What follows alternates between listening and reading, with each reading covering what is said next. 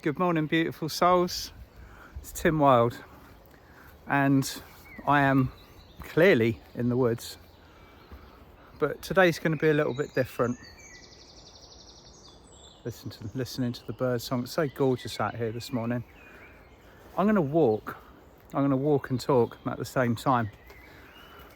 3 years ago, well, over 3 years ago now, when I first posted a walking, or what I called a walking meditation, on YouTube, the whole idea behind it was a simplified approach to the process where you don't have to be sat down focusing intently upon energies, your heart center, your chakras, what the ascended masters or the angels are doing. You can walk in nature, obviously attuned to the higher aspect of yourself, and call in whatever you want. So, and many of you will be able to relate to this, the busyness or the intensity that many of us feel from our lives at the moment. That can be solved by just simply getting out in an environment like this and retuning, reconnecting, grounding, just being in your own space, listening to the birds, or if maybe you don't have this around you, just going to a natural spot, putting your bare feet on the earth and grounding in. So yeah, this is me this morning as I'm walking and talking. Some points I might sound a little bit puffy. It's because I'll be going up a hill where I live. The woods are not necessarily flat, they are lumpy, just how I like them. And very muddy this morning. So this might be a regular theme, or it might go back to being kind of sat stationary in one place. But I want to look at something which is on my radar today, or has been on my radar all week, and it's probably entered the field of your attention too. I mean, it goes without saying that the circus of the media is becoming very, very obvious to all of us now. But there is something very specific going on energetically today. And before I forget, happy Eclipse Day. Today is the day of the Scorpio eclipse, the moon, the full moon, and it's going to be very powerful. Aren't all the spiritual dates though? We say this every time. It's a powerful eclipse, it's a powerful full moon. All of the astrological alignments are potent. They are designed to do one thing, to change our reality, the timeline that we live in. And energetically, we are required to keep up. And that's why we find it sometimes a little bit challenging, because it's a little bit like having an energy body. If you think about you're not just a physical being. You are physical, mental, emotional, spiritual, all comprised of light in different frequencies and forms and formats. Your energy body, you on an energy level, can run a lot faster than your physical body. So if I was having a running race with my energy body now, up to the end of there, it would run a lot quicker than me, because it can adapt. It can move from one space to another in the blink of an eye, in a thought form. You know, a heartbeat would be a long time to it. So we receive all of these energies, these instructions, these codings from the cosmos, and energetically, no problem. We absorb it and utilize it incredibly fast. but the physical us, you know, the same physical as the me walking here through the woods, that takes time. That takes we have to adapt. It's a process of adaptation, the whole upgrading. And for those of you that read my newsletter that went out yesterday, I was speaking of embodiment. Embodiment is something that goes on a daily basis. So today you will be embodying the energies of the eclipse, whatever that brings in, whatever magic is in the field, whatever we are privy to, whatever we're creating for ourselves, that very much becomes part of the entire lunar specifics that are coming in. But all around us at the moment, there is an opportunity to create from a point of magic. Well, I am going to go and sit here for a little bit. This is my usual spot, actually. Just stumbled across the lovely little glade that I usually come and set up in. So yeah, the magic of today, the magic of the eclipse. What are we going to do with it? What are we going to tune into? What agreements or contracts are we going to make with our higher selves, with the universe, those around us? Particularly in the UK, and I'm not going to get involved in dynamics. I never add my energy to politics, but the word from particularly the UK media is to commit to a certain energy. It's actually been a spoken word. Commit yourselves. We're asking you to pledge your commitment to a certain energy. Now, I'm not saying whether that is right or wrong. Who would I be to cast a judgment upon that?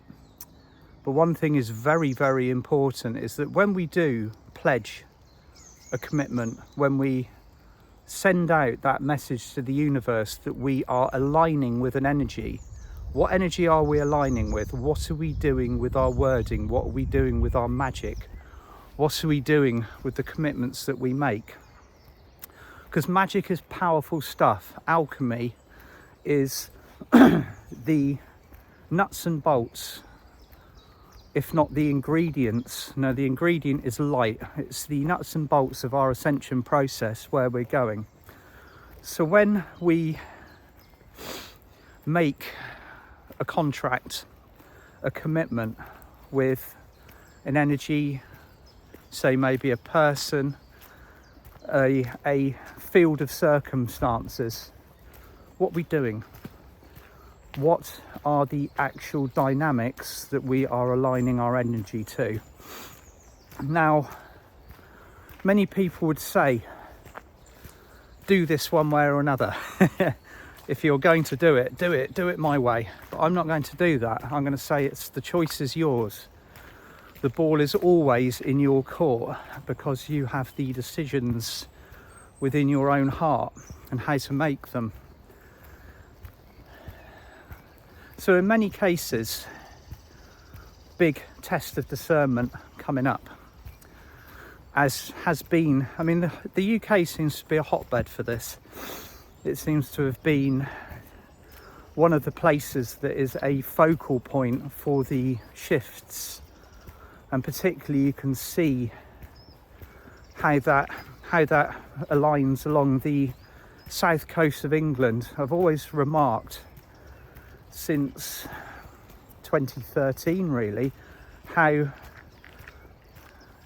synchronistic it appears to be to have so many light workers stationed along the south coast, and it just becomes more apparent the more we do this job, that we are gravitating here due to the abundance of highly active ley systems, sacred sites, portals of light, and most importantly the heart chakra of the planet, which is Glastonbury.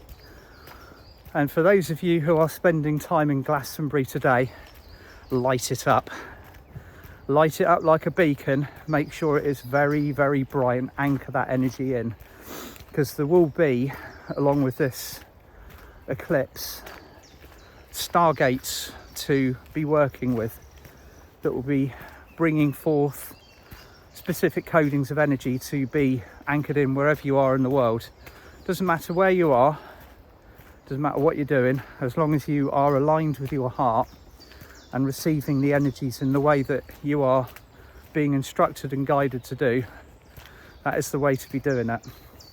And of course tonight I will be online with my good friend Paul Debris Carey to be accessing the wisdom of the primary 12 sun discs that were allocated to the 12 tribes at the beginning of the Atlantean experiment. So if you want to know more about that, or if you want to get involved, we're kicking off at 7 p.m.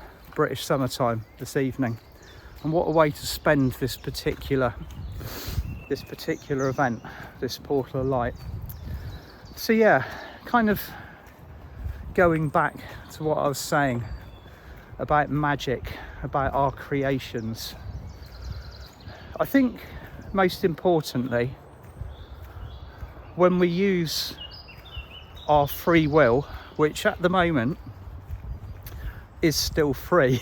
And I say this occasionally, I always say this with a little bit of trepidation, because the minute you kind of say, well, once we hit 5D, free will won't be quite as free as it used to be. It kind of, I feel like almost a little bit of resistance to that, because it is going to be so different. But in many cases I don't think we'll notice the difference, because we'll be so aligned with the way that our heart is guiding us. It won't matter. We will have naturally given up the things that are asking us to be aligned with the ego. I'm just going to give you, this is the viewpoint from where I am this morning. Lovely spot. And this is a sacred mound that I am close to now in Coal Hill. I always do a circuit of it and go back again if I'm either walking or running. This is one of my running routes. So magic comes from your heart, okay? Magic comes from the ability that you have to make choices for the higher good of yourself and for those around you. And there's a huge amount of responsibility in that, and I don't say that lightly. You know, another thing that kind of makes people's solar plexuses tighten inadvertently is when you say you are responsible. You have a huge responsibility now. You are acknowledged yourself as a working being of light on the ascension pathway, but I think we kind of have to override those feelings, or not override, don't ever ignore them, but just accept them for what they are and understand that yes, it can feel like a lot of pressure doing what we're doing, making those choices. Are we making the right choice? Are we making the wrong choice? What are people going to think of me if I think or speak or act in a certain way? And that very much is, that's been a huge test. You know, when isn't something a test? When we reach this point. So there will be a lot of magic available today. There will also be circumstances aligning and creating magic tomorrow. As long as we are anchored and rooted into our heart center, nothing that comes out of the creations of the 3D matrix has any effect. That's another thing which I believe is important to look at. really, is a lot of people are worried, maybe in some cases rightly so, about the power or the creations that the souls that kind of lord over the 3D matrix and have been doing so for a long time now. How much power do they really have? And this is an interesting question. How much power is still left in that old construction, the one that runs the banks, the education systems, medicine, all of the things that are going to continue to exist in 5D, but at a much higher format. So many of us are thinking that all of the structures around us are just going to get swept away. They won't. They will continue to serve the people living, all of us, living in our groups, cities, towns, villages, societies, but they will have reformed to serve at a heart-centered level. That is going to take some reformation, a demolition, as I've spoken about before, of the old ways, the old structures, but it will leave in place everything that we need, that smooth, magical transition from 3D to 5D. And if you think about that, if you think about our immediate future, or how much power over us the Matrix has, just remember who you truly are. Okay, today is a day to remember who you are, to reclaim that innate master light and power. And that's not just said to sound corny or cliched, because sometimes when we're feeling a little bit under pressure, when we might not be feeling masterful or filled with light or powerful, to state that about oneself does sound and maybe feels a little bit cliche, but that's what in many cases we should be doing.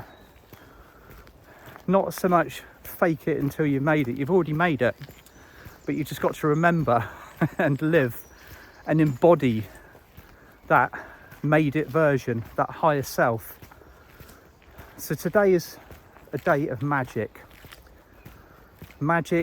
alchemy, unity, love, releasing and letting go of that does not serve you on any level.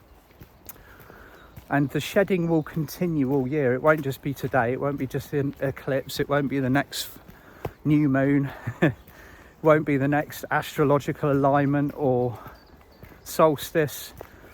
Every day is a day to do this. Every day is magical, every day is powerful. So it just keeps on building and it keeps on growing and expanding. And that is the way that we are going to be living our lives for the remainder of our incarnations. The vibration will never stay still. We can create a still vibration and a set frequency around us, but the universal energies will always be flowing, they'll always be building. Energy will always wish to express itself at its highest frequency, or a higher frequency than it's already set at. So allow yourself to grow, allow yourself that space. If you're going to be magic from the heart, and allow yourself to shine very brightly. And just going back to the main point that I wanted to make today, if you're going to align yourself to an energy or a frequency or anything that is asking you for your dedication, you go through your heart first and make sure that it is for you, for your higher good and for the higher good of those around you. Your heart will tell you instantaneously whether that vibration is of truth and light, or there's something a little bit murkier swimming around underneath it. And on that note, I'm going to love you and leave you. And I will see those of you that are joining Paul and I tonight online at 7 o'clock. And then next Friday, I'm very excited, I'm off to Sweden to join Lovisa Altorn for our workshop in the heart of the north. So lots going on in May. And then on the 30th, at the end of the month, and it won't be feeling like the dust has settled then at all, I'm going to be joined by my good friend Alice Heath for our workshop, working with the secrets of the 7 sacred sons. So I had to say that right then, because there's a lot of information and a lot of light coming in for that already. So see you all soon. Wishing you the most beautiful eclipse day. Bye for now.